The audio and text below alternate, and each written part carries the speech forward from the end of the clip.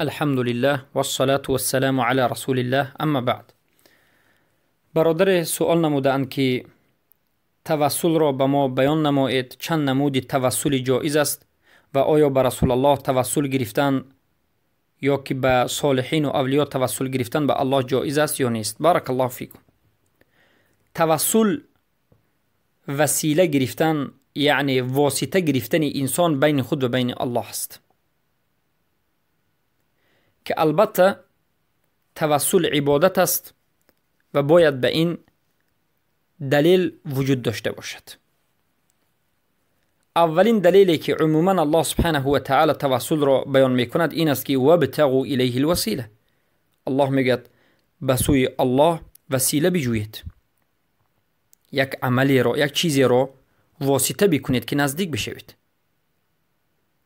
پس آیا وسیله در نزد اهل سنت و الجماعت وجود دارد؟ بله.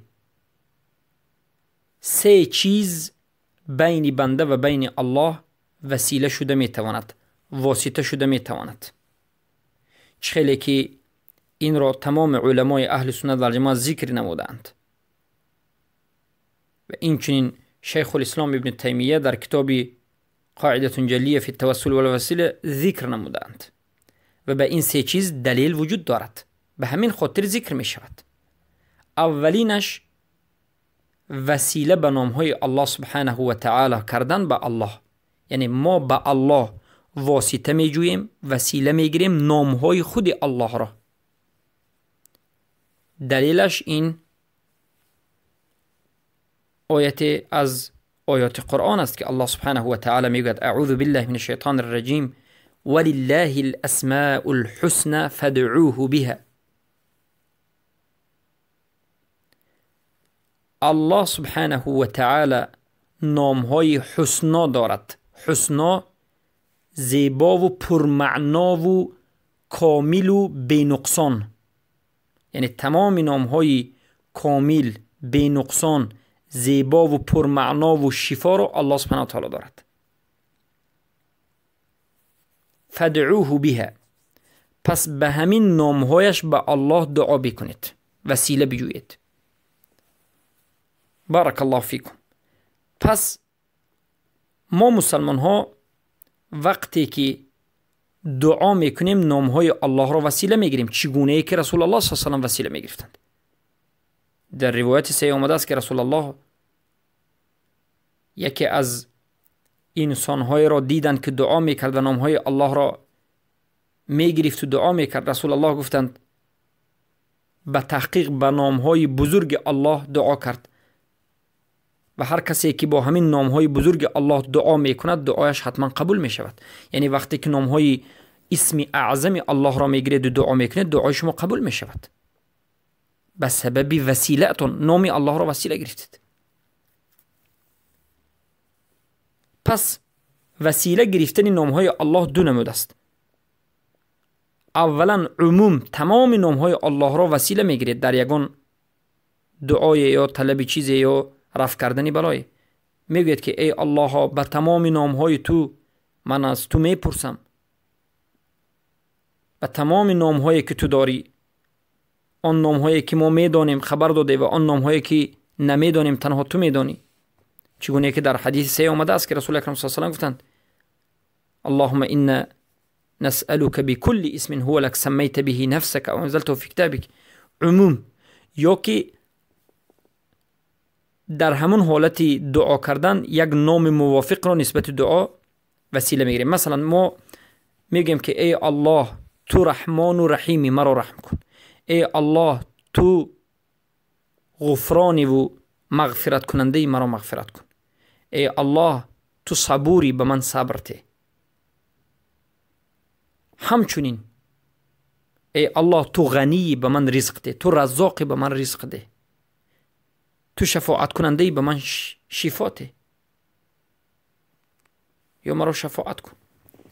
همچنین این اولین وسیله است.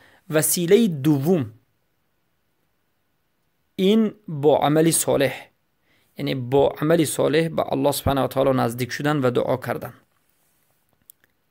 خیلی که در روایت مسلم از ابو هریره رضی الله عنه روایت شده است که انطلق 3 نفر، رسول اکرم صلی الله علیه و سلم نقل میکنند که در امت گذشته پیش از اسلام 3 نفر از مسلمان های همون وقته به سفر میبرایند و باران میبارد و از سبب این باران به غار پناه میشوند تا که از باران نجات یابند. وقتی که به درون غار میدرآیند یک سنگ بزرگ می آید و به خواست الله این در غار را محکم میکند. کوشش میکنند که از این غار بیرون شوند، نمیتوانند. یکی از اونها میگوید، عالم ترین اونها، که دعا بکنید که غیر از الله دیگر کسی ما را نجات نمیدهد. هر یکی اونها دعا میکند اما عمل صالح خود را وسیله میگیرد به الله. یکیش میگوید که من پدر و مادرم را سخت احترام میکردم، شیر میدادم. یک روزی آمدم که پدرم و مادرم خواب است، تا صبح در نزد اونها شیر را گرفتم و ایستادم. ای الله، این عمل را من به خاطر تو کردم و به همین عملم من به تو وسیله میگیرم و مرا نجات ده. که کمی دری غار باز شد اما برآمده نتوانستم. دیگری از اونها گفت من میخواستم که با دختری عمکم زنا بکنم. یک روز این دختر از من قرض طلبید اما من گفتم من به عوض زنا میکنم، من میخوام به تو زنا بکنم. وقتی که لوچ شدیم، یعنی لباسای خود را کشیدیم، عریان شدیم، این دختر مجبور بود که زنا بکند. وقتی که به نزدش رفتم در حالت لخت چون مادرزاد لخت، دختر گفت اتق الله، ای مرد از الله ترس. وقتی که این سخن را دختر گفت بدنم لرزید، لباسم را پوشیدم و از زنا دست کشیدم و این مبلغی که دختر میخواست دادم و هیچ این عمل را انجام ندادم. ای الله، این عمل را من به خاطر تو کردم، به سبب همین عملم ما را نجات ده. الله باز کمی دعاش را قبول کرد و در غار را شد. دیگری گفت یک کارگری کار میکرد و به پول اون 2-3 گوسفند گرفت و این گوسفند زیاد شد و در آخر وقتی که آمد این گوسفندها را همه را به خاطر یعنی کاری اون که بود به عوضش داد.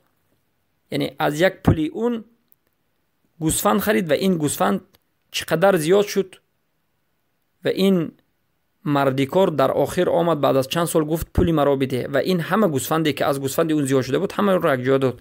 گفت این را به خاطر الله تو کردم، به خاطر تو ای الله این عمل را انجام دادم، نجات بده. نجات داد، الله سبحانه و تعالی اونها را نجات داد. پس عمل صالح را کردن، مثلا کسی بگوید ای الله من ختم قرآن را به خاطر تو کردم، ای الله من نماز را به خاطر تو داشتم، ای الله یعنی نماز را به خاطر تو ادا نمودم، ای الله حج را به خاطر تو کردم، صدقه را به خاطر تو دادم، به سبب همین عملم مرا نجات ده. البته جایز است، این وسیله است. سومین وسیله دعا گرفتن از یک انسانی صالحی درستی سالمی که پایبند قرآن و سنت به فهم سلف امت است و زنده است و حاضر است، از این دعا گرفتن. مثلا به نزد یک انسان می روید، شما گمان میکنید که البته این انسان عقیده خوب دارد، از اهل سنت است، عقیدهش درست است، صحیح است، اولیاء است، از حرام دست کشیده است. شما میگوید به نزدش می روید، میگید که در حق من دعا کن که الله مرا بخشد یا به من یگان نیکی که میخواهد بدهد. اما انسان زنده باشد و حاضر باشد. از انسان مرده دعا طلبیدن البته این شرک است، معروف است، اما غیر این دیگر وسیله وجود ندارد. برادر سوال کرده است که وسیله گرفتن از اولیاء، وسیله گرفتن اولیاء یا که انبیاء که در قبر هستند جایز است یا نیست؟ البته جایز نیست، حرام است و این شرک است. وسیله گرفتن قبر، وسیله گرفتن رسول الله، وسیله گرفتن انبیاء، این شرک است و این مخالف قرآن و سنت به فهم سلف امت است. صحابه ها این عمل را انجام ندادند، پس شما هم انجام ندید. بارک الله فیکم. و از وسیله مشروع استفاده برید و از وسیله ممنوع دست کشید. بارک الله فیکم تا که نجات یابید.